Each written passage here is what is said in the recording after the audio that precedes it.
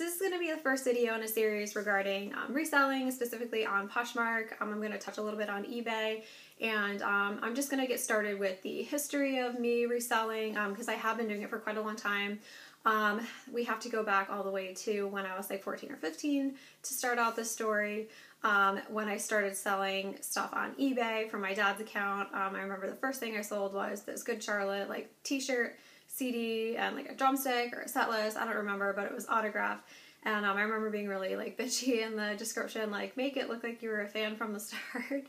I was a real scene kid, but that's another story. But I discovered, I'm like, oh my gosh, I can make money off this crap that I don't want anymore. I think I sold it for over $100, which is nuts. But anyway, so that was my first experience reselling. When I hit 18, I did get my own account, and over those years I did sell on and off from my dad's account. But when I was 18, I was really into pursas, specifically like Coach, and I don't remember the other brands, like Dooney and Burke, I think. And, you know, I always wanted the next new handbag, and, you know, working at a video store and going to community college, I didn't really have money. So I would buy it on credit, which is bad, and I would use it for a couple months, sell it before it became outdated, and then I would have some money to buy the next one. Obviously that wasn't ideal, but it did keep me afloat. It did keep me with, you know, happy, and in terms of those days, with the next new thing. I did this a little bit with clothes too, but I found that the lesser known brands, which were still really nice brands, weren't really doing well on eBay because they would just get, like, I don't know, lost in all the listings because eBay, you know, was so big. So I would just kind of continually get these things that I really liked, that I would pay a lot of money for, mostly on sale, but still a lot of money for, you know, a kid in college. And I would sell them, get a little bit of money back, and just recycle my wardrobe like that. When I turned, I don't know how old I was. It was when I started going, maybe it was, I don't know, but whatever. It was like 4 years later. I was in my mid-20s, and I just graduated my bachelor's, so there you go. I was a little late with that too. Another story, but you know. And I have a job with kids with emotional disturbances and disabilities and whatnot. We would go out in the community and we just do fun things, but a lot of these kids didn't have a lot of money, so we would go to like the Goodwill or Salvation Army and shop, and then I would notice, like, holy crap, I can get this dress from Bloomingdale's for $5 and still with the $200 tag on it. So I would buy these things and wear them once and then again sell them, but I would make money off them because I paid a lot less. So that I discovered, and then I started seeing things that weren't necessarily my size, but I know that, oh, someone else would really like this.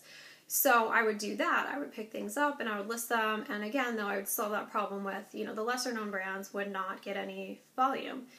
So I continued that for a while, and like I didn't feel too bad about it. I know like there's a really big negative image of people who resell, but I would buy them, I would sell them to somebody for much less than retail, so they would be getting a deal, I would be getting a little bit of deal for finding it, and that's a win-win, I think.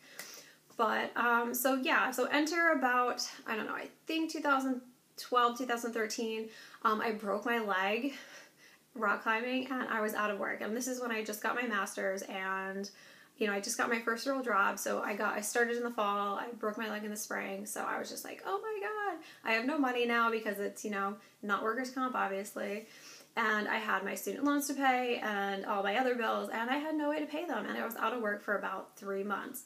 So I really went through all my wardrobe, all my closets, and started selling stuff, like really liquidated.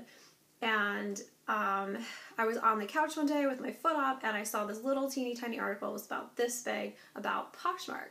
So I immediately went on my phone and looked at it. I'm like, okay, this is pretty neat. I really like the way that they showcase the pieces. I feel like, you know, a lot of the times the stuff on eBay just gets, you know, lost because it doesn't look right. I love the way that they were modeling things and setting things up and making them look awesome. I love the party aspect of it. But the first thing I listed was a watch that I actually found at a bar like that fall. And I don't know, I thought it was stupid. I kept it, and I listed it, and I sold it for, I think, $5. Now at the time, Poshmark's percentage was a lot less. They didn't take as much, and I made like $4 off. I'm like, oh, this is great. So I did that with my own wardrobe, and then I got really heavily into, okay, on my good days, I'm going to go to the thrift stores and look for stuff. So I really started making a lot of money on it.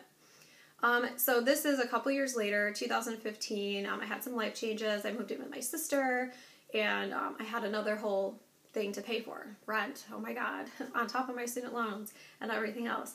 But and I was also in a different city, which, you know, they had a lot more options for thrift stores and like TJ Maxx. They had like 5 of them. Meanwhile, I had to like drive an hour where I was to find these places. But I obviously had a lot more financial responsibility, so I had to pick it up. So I did increase my volume. And, you know, I was probably making, I don't know, I never really tracked it, but I was probably making like $200 every month on stuff that I was selling. So that was really good. But again, you know, crap happens. And yeah, I still had to maintain everything. And I wasn't really aware of the amount of money that I was bringing in, and it might be more than that, I'm not really sure, but my current boyfriend, who's amazing, made me this awesome spreadsheet, because at the time my car was like shitting the bed, and I'm like, crap, I'm gonna have to get a new car, and I know I can't afford it, but he sat down with me and said, well, how much are you actually making with that? I'm like, I don't really know. And we did the math, and he set me up with a spreadsheet, and I'm like, holy crap, I'm making anywhere from $200 to $500 a month, and I have nothing to show for it. I don't know what the hell I'm doing with it. So I did start tracking in 2015, and the year in 2015 I also got suggested user, and it was late in December, so it was kind of like the start of this year. But the whole year 2015 I had a net profit of $5,100, which is amazing. So this year I'm aiming to get about $6,000 worth of profit. I know that doesn't sound like a ton in the, you know, general scheme of things, but it's a huge amount to me, and I think this is just such a great option for stay-at-home moms or dads, or people that just don't, you know, want to commit to a full-time or a part-time job, or, you know, I know people that work 2 full-time jobs, and that's just nuts to me. You do have to have a life, and I just think this is such a great option for that. And it's great for college kids, you know, really going through your closet, making sure that, you know, do you really need it, and passing it on to someone else if you don't, all while putting money in your pocket. So I really think it's a really awesome thing, and it's powerful, and you can do it as long as you know your audience, know that you're putting out a quality product, and that you're not really ripping people off. I think that's the most important thing to keep in mind. I will have another video revolving around like tips and tricks, how I take cover pics, how I, you know, share to parties. I do have kind of a method to that. And maybe just building your following base, and how I find things in thrift stores or TJ Maxx, or, you know, all those other places. So yeah, I hope this was helpful to some people. It was kind of hard for me to do this because I know there is a lot of negativity around people who resell, but like I said, you know, I never sell anything for above retail, so you're always getting a deal. And I really try to never, you know, screw people over. I like to pass on savings, and I like to, you know, give people the opportunity to buy things that they might not be able to afford, or just give people a really great deal. So yeah, so I hope this helped. Again, I will have other videos up regarding this, and if this helped, please, you know, let me know. If it hasn't, sorry. Yeah, so if you'd like to follow me, I'll link my Poshmark below, and please, if you are on Poshmark, leave your name below so I can share some of your stuff. Like I said, I do have pretty high visibility, so I always like to pass on the, you know, visibility to others. So yeah, I'll see you guys later.